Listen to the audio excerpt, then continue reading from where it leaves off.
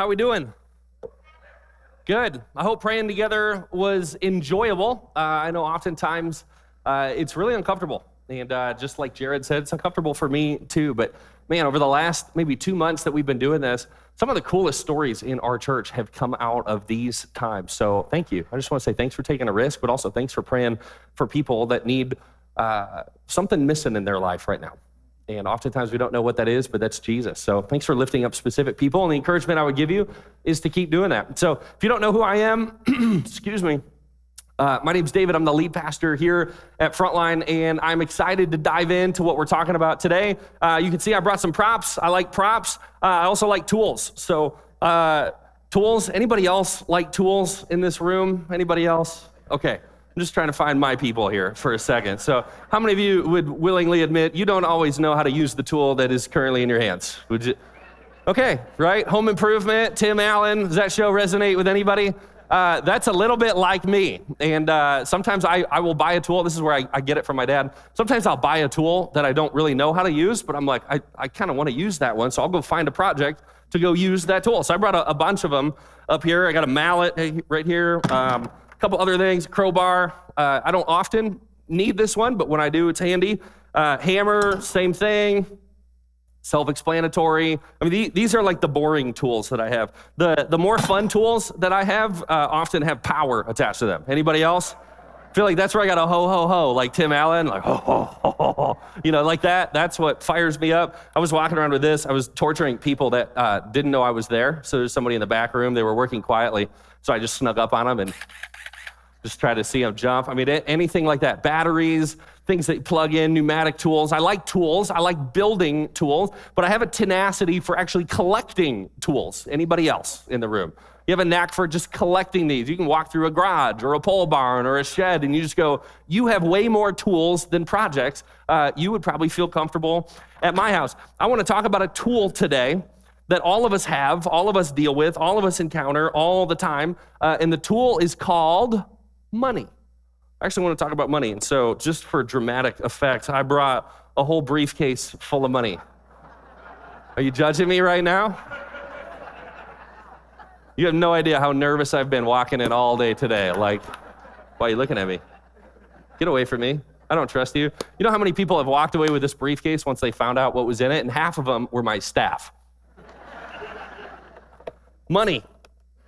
It's this really interesting tool, and it's funny if you think about it, how many shows, TV shows, movies, I mean, all revolve around a briefcase full of money that somebody takes or somebody steals or somebody hoards or somebody collects or somebody hides or somebody runs. I mean, so many things, so many movies, so many entertainment value items that we watch actually have a lot to do with money. And money, what we know is money does something interesting to the human heart. That's why I can open up a briefcase and I got the reaction that I did. All your eyebrows got really big and you went, whoa, how much is in there?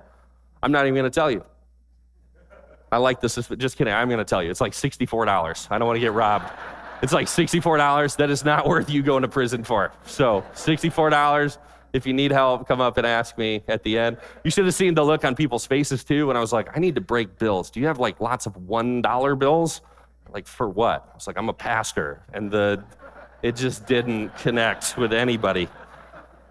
So here's the deal. Money is an important tool that all of us have, all of us use, but it's also a force, isn't it? It's like this force that tends to control us. That's why we're in this series right now called The Forces That Control Me. Money is maybe one of the most powerful forces that controls most of us in the room or watching online right now. I'll prove it to you with some statistics. According to the American Psychological Association, you know, the number one cause of stress in America is money. I feel like I should just play with it for a little bit, just walk around with it. So if I pull this out, number one cause of stress in America is money. 72% of Americans feel stressed about money at least some of the time. So hypothetically speaking, 72% of you feel stressed about money. Maybe you felt stressed today or this week or this month. If I keep going, 81% of Gen Z is stressed about money. Money is the number 2 cause of divorce. Did you know that? Infidelity is the first one. Money is number 2.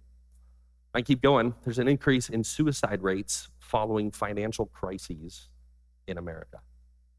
So if you look at significant crashes like 2008, suicide rates go up because of money. This last one is really interesting. 74% of Americans define success in financial terms, even over relational or personal fulfillment. Isn't that interesting? Money affects us, whether we want to admit it or not. Whether we have a lot or a little, there's just something about this that does something inside of us. That's why we need to talk about it. We need to talk about it in the church. Money does something weird to the human heart, and we call it a variety of different things, oftentimes I think to try and get some distance from it, but here's some of the things that we call it. We call it cash or credit. We call it retirement, investments, passive income, entitlements. We can keep going on more of these. It's budgets and assets and safety nets and slush funds and the American dream. But what is it exactly? What is money? If we can define it in its most basic form, money is a tool. Money is a tool. It's really nothing more and nothing less. Today's topic is difficult for most of us because it is a force that controls us most or more than most other tools. And if we're not careful, what we can do, just like 74% of Americans in our country do, is actually pursue this and the accumulation of money and wealth and prosperity and freedom. We can actually accumulate this more than the other most important things in our lives. So I have a disclaimer for you.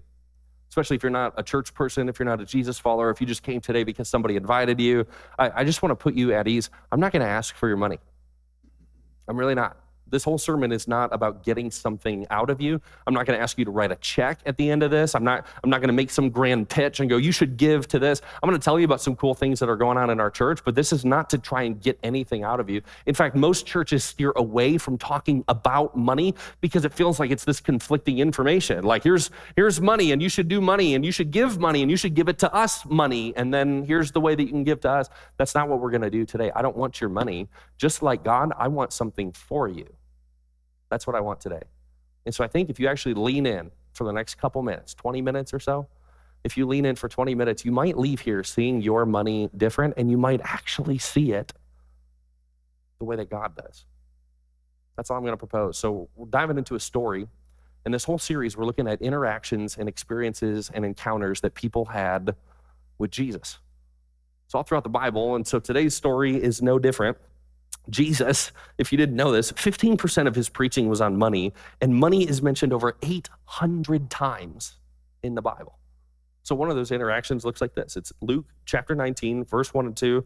If you have a Bible, open it up. If you have your phone, pull it out. I'll put it on the screen here, but this is one you might want to come back to and read again and again, like I have. It says this: Jesus entered Jericho and made his way through the town. There was a man there named Zachaeus. Everybody say Zachaeus. We're going to make it really easy on you. Go ahead and go to the next screen. We're going to shorten his name to Zach. All right? Everybody say Zach. How many of you know somebody named Zach? Beautiful. How many of you know somebody named Zachaeus? That's why we're going to call him Zach. Okay? It's more relatable. So there's a man there named Zach. He was the chief tax collector in the region, and he had become very rich. Couple things that jump out in this part of the passage that you need to understand to actually get the full amount out of this passage is this. The scene is Jericho. We're in this place called Jericho. Jericho was a wealthy and prosperous city. In fact, it was so wealthy and so prosperous that Herod, who was the king, the acting king at the time, built his winter palace in Jericho. Jericho is a destination. It's a place for a lot of rich and wealthy people to land. And so the chasm between the wealthiest of the wealthy and the poorest of the poor was distinct in Jericho. And Jesus enters into Jericho. And it says Zach, our friend Zach, was the chief tax collector. It's the only time in the whole Bible that actually refers to somebody with that title. Everybody else is referred to as a tax collector. Matthew, one of Jesus' own disciples, was a tax collector. Tax collectors were not liked at all. It was as if they worked for the IRS, but they were the local people. So what would happen is, in this case, Zachaeus was a Jew, and so he would tax his fellow Israelites, but he would be bought by the Romans. So the Romans ruled the land. So the Romans would come in. It would be like this. It'd be as if the federal government came here to Grand Rapids and said, we're looking for a bunch of locals, and we're going to make you really wealthy. We're going to give you the ability to tax everybody here however you want. We're going to give you a number that you need to provide out of this city. And anything above that is yours. And you go, I don't know, how do I make people do that? And they'll go, here's the army. They'll do what you tell them to do. And if they don't, you can use our authority. You can throw people in prison. You can take all of their stuff. You can ruin their entire livelihood or their families or generations. You can do whatever you want to get whatever you want as long as you pay us. How many of you like Zach right now? Not a lot, right? Not exactly a guy that you would invite over for dinner. And here's what it says. He was really rich. It's in one of the richest cities where wealthy people are everywhere, and he stands out. He taxes them. He works deals with them. He is hated by everybody. He's hated by the people he turned his back on, like his family and his friends and those that he grew up with, so that he could tax them and extort them for what they're worth. And he's also hated by the wealthiest elites because he takes from them. Zach is hated. He's hated. But he hears Jesus is coming to town, and it says this, verse 3, he tried to get a look at Jesus, but he was too short to see over the crowd. I just feel bad for the guy, because the only thing that we remember about Zachaeus forever now is like he was a really rich tax collector, and he was super short. They just get married together for all of eternity. Zach, the short guy? Yep, that's who we're talking about. So he ran ahead, verse 4, and he climbed a sycamore fig tree beside the road, for Jesus was going to pass that way. So he's so short, he can't see over people.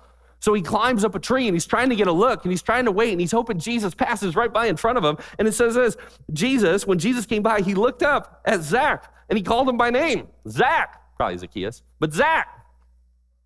It's like, me? You're talking to me? Zach, he said, quick, come down. I must be a guest in your home today. Zach quickly came down, climbed down, scurried down, whatever, and took Jesus to his house in great excitement and joy. Why did Jesus pay attention to him? Like, how do you feel if you're in the crowd and you're watching Jesus kind of cycle through? Jesus has been doing ministry at this point for 3.5 years. He's well known all over the place. He's a miracle worker, took a boy's sack lunch and multiplied it, fed thousands of people. It's mind-blowing. Jesus turned water into wine at a wedding. They ran out. Jesus brought the best stuff out. People who have been sick showed up to Jesus, or people who had sick relatives or kids or family members or moms or dads or in-laws. They brought them to Jesus, and Jesus healed them. Dead people that had died. Multiple. Some of them interrupting the funeral or the burial process. Jesus showed up, and their hearts started beating again. Jesus had a really significant reputation all over the land.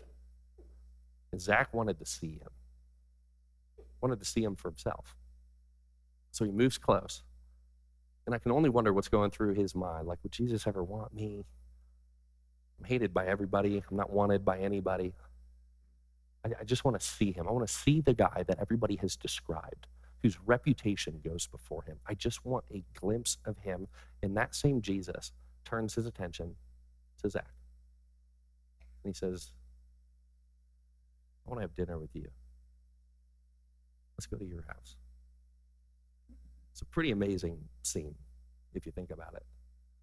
God's working in Zachaeus' heart in a pretty profound way, but not everybody is thrilled with it. In fact, verse 7 says this, but the people were displeased. That's understated. Can we all agree with that? They were not displeased. They were angry, furious, outraged. He is gone to be the guest of a notorious sinner, they grumbled. I think it went like this. Are you kidding me? Him? Of everybody you could do, everybody you could talk to, everybody you could initiate time with, of anybody you could address right now, you pick him? He's the head of the IRS that has taken advantage of all of us. Why him? Money does something interesting, doesn't it? Did they hate him because he was the tax accountant? Did they hate him because he was wealthy? Did they hate him because he was a traitor? I don't know why they hate him. But it's interesting. Money often becomes more than just money. And it tends to screw up relationships. and identities, and self-worth and value and purpose, all of it, because money is never just money. It does something to us. Something we can all agree. Changes us, changes relationships, identities, and a sense of security and significance. Money, if I open this again, it's hard not to play with this, I'm just going to be honest. In its most basic form, money is a tool. Right? We agree? We're quiet right now because we don't totally agree. Is that fair to also surmise? It does more, doesn't it? Here's what money is for me. It's two things that jump out. Money to me is security. So when I can put it in here and I can keep it close to me, I can use this if I need it. I feel safer with it. There's problems and hardships and broken areas of life that I can actually buy my way out of. I don't have to be stuck on the side of the road because I ran out of gas. If I have this, I just fill up my gas tank. Or another one, I don't need to be afraid of a lot of diagnoses because if I need medicine or treatment from a doctor, I have this. I don't necessarily have to work in this job forever if I have this, because eventually I can just set it aside and go, I can kind of do what I want, whenever I want, for as long as I want, as long as I have this. Am I speaking your language yet? Anybody else relate? When I have this in a bigger and bigger pile, or a bigger number, or a bigger investment accounts, or bank account, or slush fund, or safety fund, or safety net, whatever you want to call it, the bigger this is, the more secure I actually feel. I think that's true for a lot of us, but the other one is significance. This is kind of like a scorecard, isn't it? Anybody here like sports? A couple people? You're afraid to raise your hand because you don't know what I'm going to say next. I wouldn't raise my hand right now. I like sports. Sports are fun to watch. It's easy to track. It's easy to find out who's winning. A scoreboard has numbers. And you see the numbers go up. And what we've learned and what we've been taught and what we continue to teach is that the higher the number, the more likelihood that you have of winning. But what happens is we end up in this infinite game where there's no number that you hit and the game is over. The game is over when you die. Therefore, oftentimes the goal of the game of life is to get the highest number possible. And it's why 74% of Americans say, I value wealth and money over personal fulfillment and relationships in life, because those are hard to measure, but I can measure this down to the penny. And so for me, I can relate to that. It feels like a scorecard. Here's where that works against you. As soon as I give it away, if I open it up again, as soon as I give it away, I lose, right? As soon as I hand it to somebody, it goes away. Do you feel the same way? Not everybody, but some of us. This is a big area of struggle just between me and God, if I'm being honest with you. It says in really fine print, right on the back of it where it says one, this one's a $1 bill. It says, in God we trust. Isn't it oxymoronic? It's like, in God we trust. I trust you when I have that, Lord. And then when I don't, I don't. Money's interesting. It plays off trust. I think what God wants to do in his church and with his people is to actually build a relationship of trust, where money no longer becomes a source of security and significance, but it actually becomes a tool.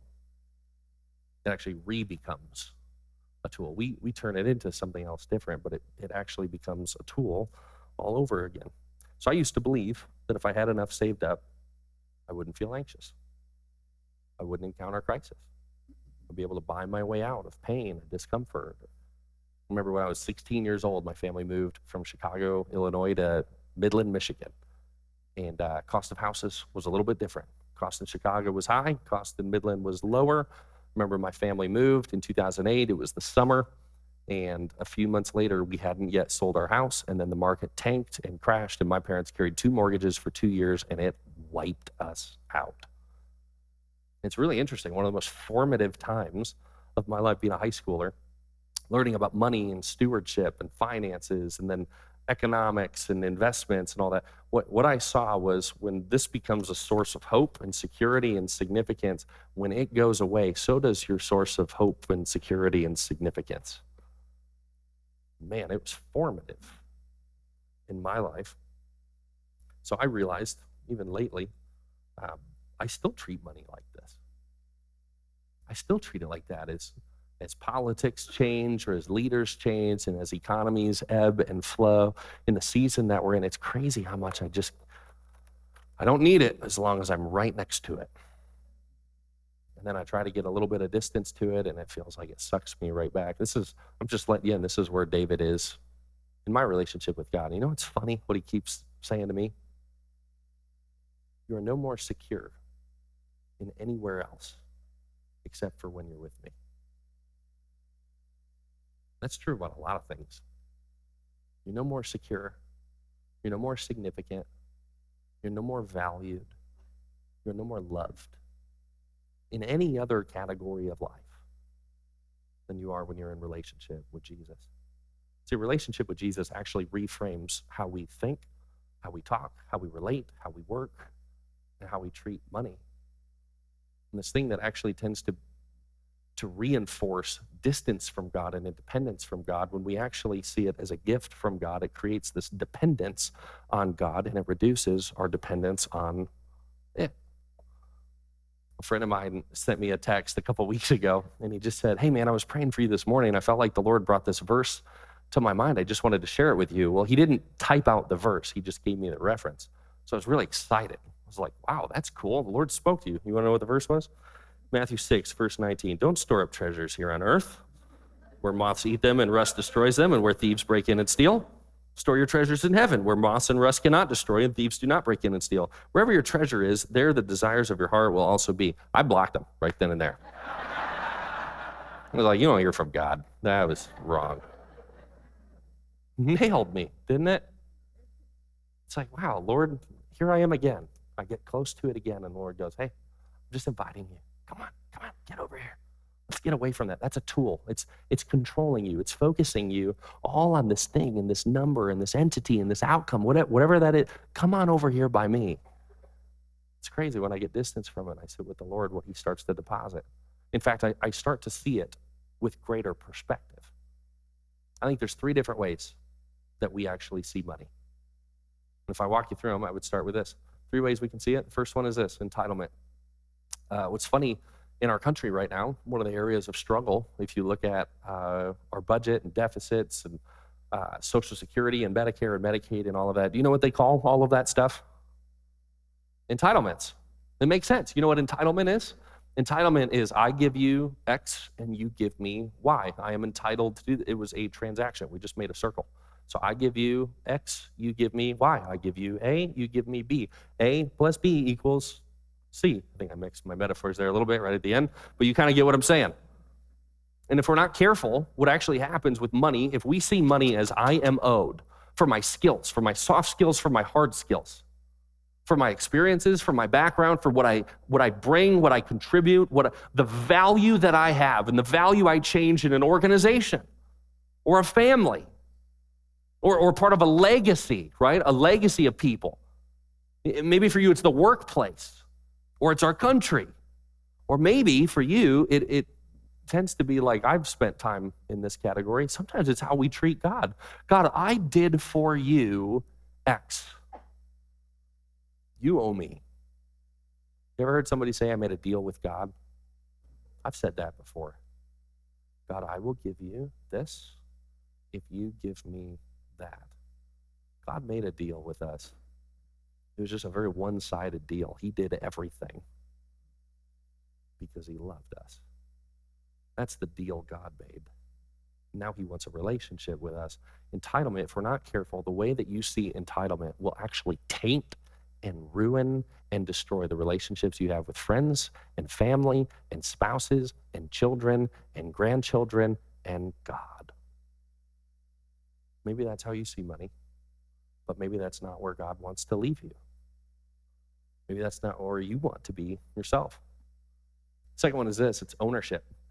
Ownership is really, it's an interesting one because it looks at everything you have through the lens of this is mine. So if entitlement leads us to resentment, you know what ownership leads us to? Bondage. I've been waiting to do this illustration forever. So, this is kind of fun, isn't it? You've never seen maybe you have seen a pastor in handcuffs, I don't know.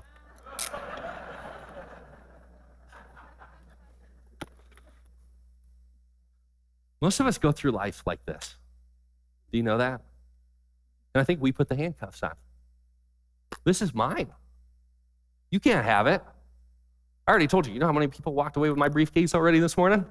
I thought about putting this on early, but I like the surprise effect. It's like, no, you can try to take it. I'm going with. Most of us actually go through our lives just like this. Whatever I have earned. It is mine. I now own it. And the problem is, what we don't realize is, it's this question, do you own your money or does your money own you? You know how stupid I would look if I handcuffed a drill to my hand? Like a power drill? I'd be like, what's wrong with you? I'd be like, I'm not going to lose it. What's wrong with you? You just go in different rooms and workplace, and it's just like, why are you holding on to that so tightly? I'm not. I'm just keeping it close. This is how so many of us function with money, and it's funny. It is funny. You can laugh. I'm trying to keep this lighthearted because we all know it's really serious. When your money owns you, you are indebted to it. You'd be the richest person in the room, and your money could own you just as much as the poorest person in the room. It's not about how much you have.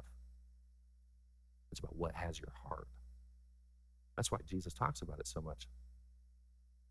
800 references all throughout the Bible, 2,300 verses, 15% of Jesus' preaching is on money. And he says you can't serve both.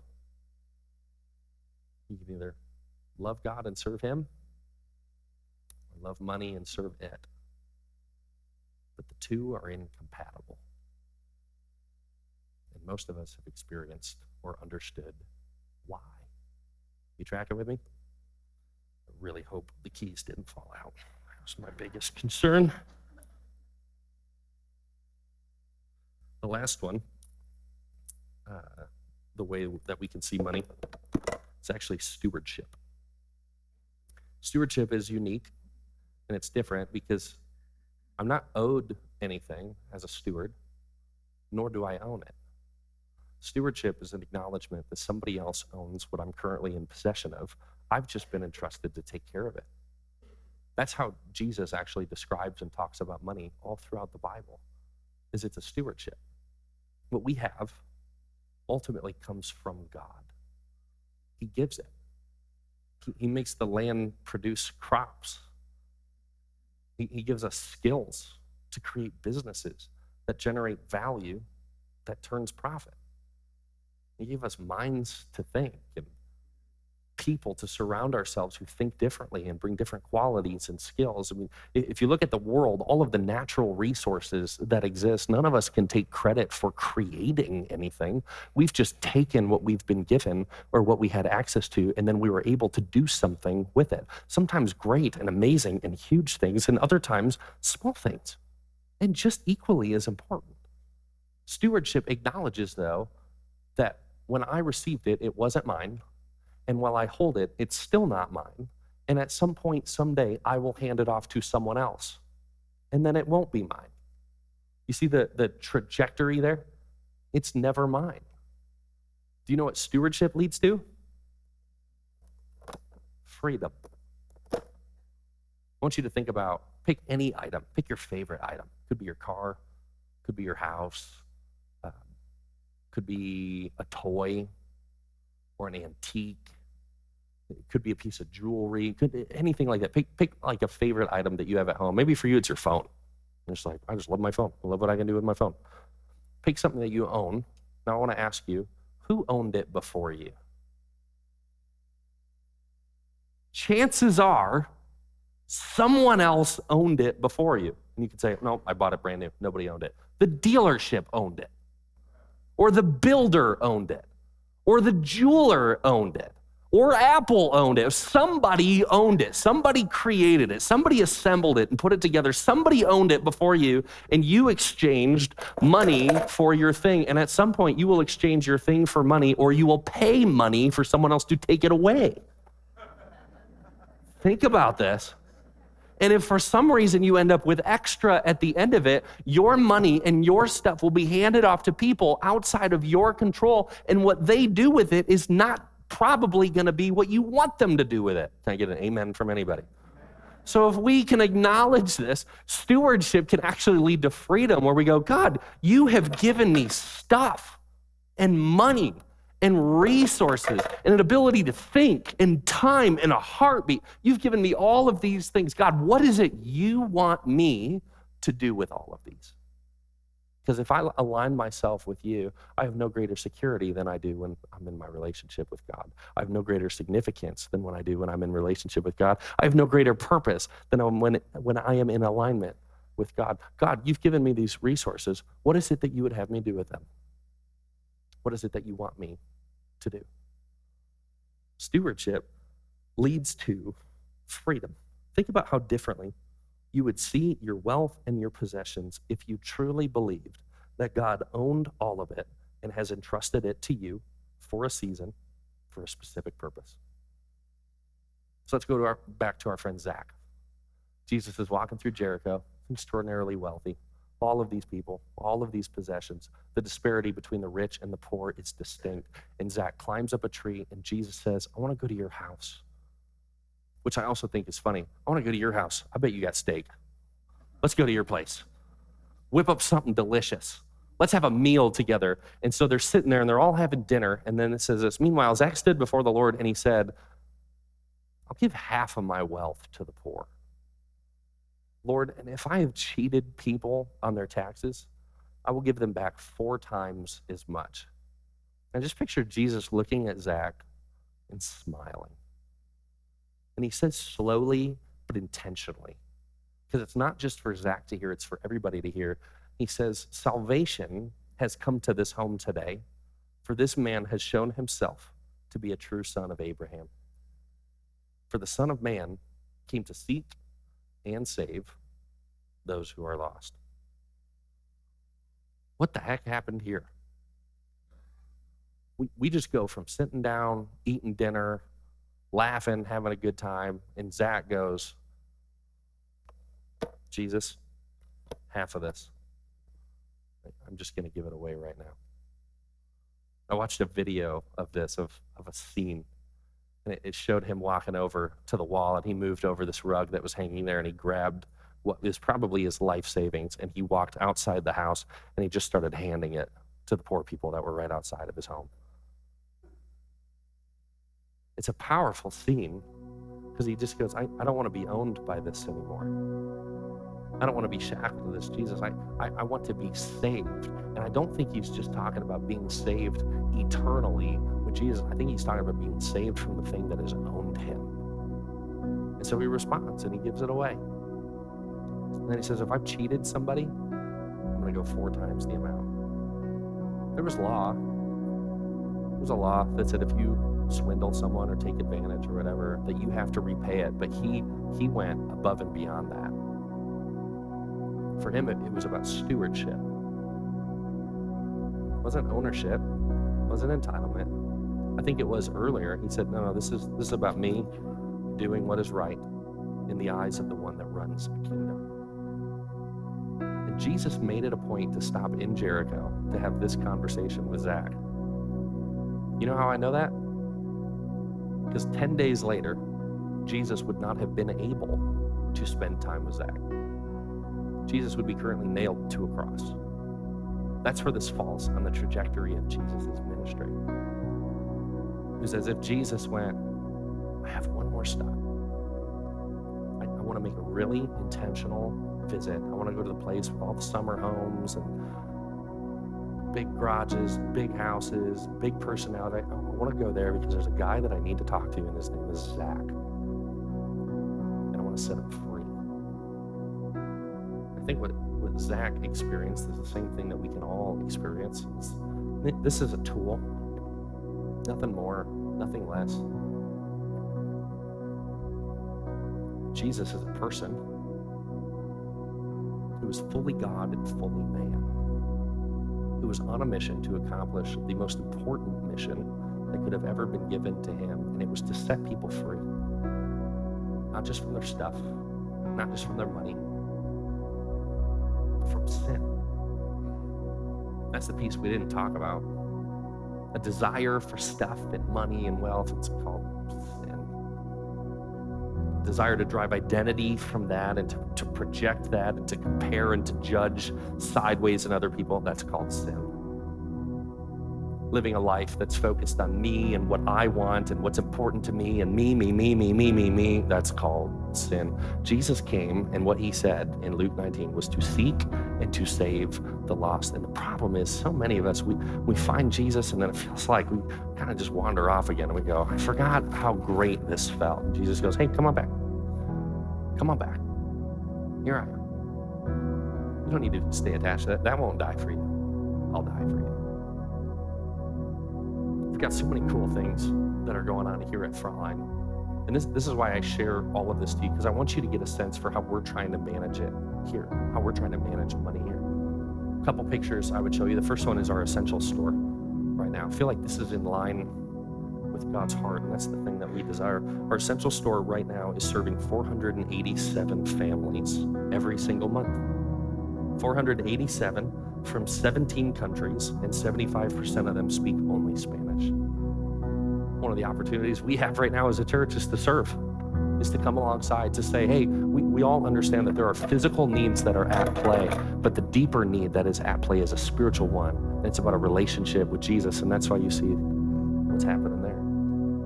We're praying together, studying the Bible together, watching God work and move and provide through the local church. Here's another one, our kids ministry right now.